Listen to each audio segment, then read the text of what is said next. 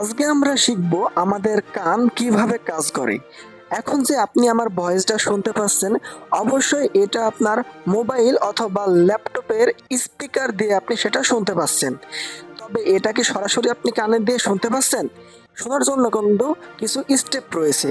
যখন আপনার মোবাইল বা ল্যাপটপের স্পিকার দিয়ে যখন সাউন্ড বের হয়, তখন কিন্তু ওই স্পিকারের আশেপাশের কিছু বাতাস ভাইব্রেশন তৈরি হয় এবং তার আশেপাশের বাতাসগুলো ওই ভাইব্রেশন বাতাস থেকে ভাইব্রেশন হতেই থাকে এবং এটাকে আমরা বলি সাউন্ড ওয়েভ। এবং এই ভাইব্রেশন হতে হতেই আমাদের কানে এসে এই সাউন্ডটা পৌঁছায়। এখন আমরা কানের ভিতরের অংশের কিছু ইমেজ দেখব এবং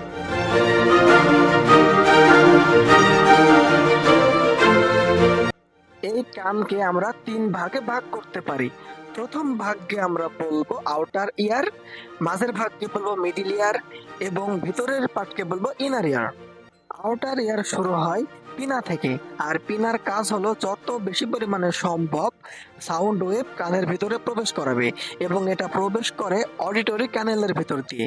কিন্তু সাউন্ড ওয়েভগুলো যখন প্রবেশ করে তখন কিন্তু কম্পনিত হতে হতে প্রবেশ করে এবং যে ইয়ারড্রাম রয়েছে ইয়ারড্রামে কিন্তু যখন এটা প্রবেশ করে তখন কিন্তু ইয়ারড্রামও এই তরঙ্গের সাথে সাথে কম্পনিত হতে থাকে, যা আপনারা ভিডিওর ভিতরে স্পষ্টভাবে দেখতে পাচ্ছেন।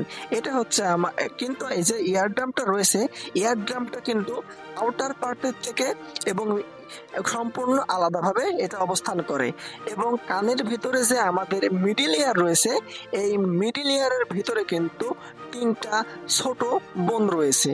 সে বনগুলোকে আমরা বলি অসিকেলস এবং অসিকেলস বনগুলোর ভেতরে হচ্ছে আপনার একটা হচ্ছে ম্যালিয়াস এবং একটা হচ্ছে ইনকাস এবং আরেকটি হচ্ছে স্টাপিস। এগুলোর আসল ছবি হাড় যেগুলোকে বলে সেগুলোর ইমেজ হচ্ছে এরকম দেখতে। যার প্রথমটি দেখতে ম্যালিয়াসটা দেখতে কিন্তু কিছুটা হ্যামারের মতো এবং যে ইনকাস রয়েছে সেটা দেখতে অ্যানভিলের মতো এবং স্টাপিসটা দেখতে কিন্তু স্টিরোপের মতো, যেটা ঘোড়ার মুখে লাগাম হিসেবে ব্যবহার করা হয়, কিছুটা এরকম দেখতে হয়। এখন আপনারা দেখতে পাচ্ছেন যে অসিকেলস বোনগুলো ভাইব্রেটিং হচ্ছে, কারণ ইয়ারড্রাম ভাইব্রেটিং হচ্ছে। ইয়ারড্রাম থেকে অসিক্যাল বোন এবং অসিক্যাল বোন থেকে ইনার ইয়ারে ভাইব্রেটিং ট্রান্সফার হয়। এখন আমরা দেখব যে ইয়ার ড্রাম থেকে আমরা অসিক্যাল বোন হয়ে যে ইনার এয়ারে আমাদের যে সাউন্ড ওয়েভটা যায়, এর প্রধান কাজ হচ্ছে সাউন্ড ওয়েভের প্রেশারটা ইনার এয়ারে বৃদ্ধি করার জন্য। কারণ ইনার ইয়ারে কোনো প্রকার এয়ার থাকে না, মানে বাতাস থাকে না, তার ভিতরে থাকে ফ্লুইড। এর কারণেই কিন্তু আমাদের এই প্রেশারটা বেশি হওয়া প্রয়োজন। এখন যদি আমরা এই অসিক্যাল বোনের স্ট্রাকচারটা দেখি, যে আমাদের স্টাপিস আছে সেটা কিন্তু ইয়ারড্রামের তুলনায় অনেকটাই ছোট এবং এটা 20 গুণ পর্যন্ত ভাইব্রেটিং বৃদ্ধি করতে পারে।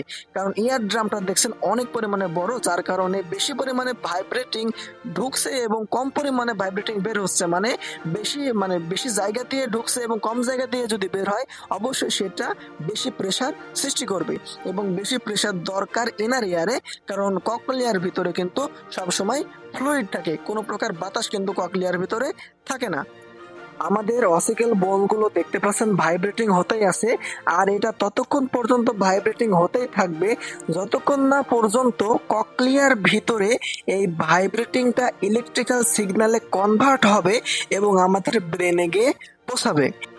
যখন অসিকেলস বোনগুলো ভাইব্রেটিং শুরু হয় তখন কিন্তু ককলিয়ার ভিতরে উপস্থিত ফ্লুইডগুলো ভাইব্রেটিং শুরু হয় এবং ককলিয়ার ভিতরে উপস্থিত বিশেষ ধরনের কিছু সেল এই ভাইব্রেটিংগুলোকে ইলেকট্রিক্যাল সিগন্যালে রূপান্তরিত করে এবং এই ইলেকট্রিক্যাল সিগন্যালগুলো হচ্ছে অডিটরি নার্ভের মাধ্যমে আমাদের ব্রেনে গিয়ে পৌঁছায়। আমরা এখন এটি একবার সংক্ষেপে দেখব।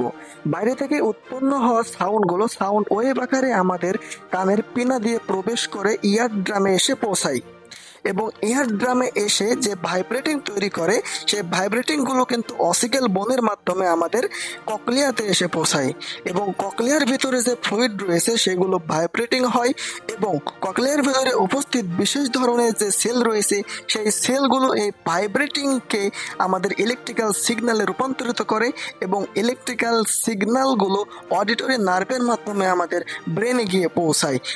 যার ফলে আমরা শুনতে পাই। এখন আপনারা বলেন আমি কতগুলো ওয়ার্ড ব্যবহার করে এগুলো সম্পূর্ণ করলাম এবং আপনারা এটা বুঝতে পারছেন কিনা এবং পরবর্তীতে কোন টপিক্সের উপরে ভিডিও চান। ধন্যবাদ।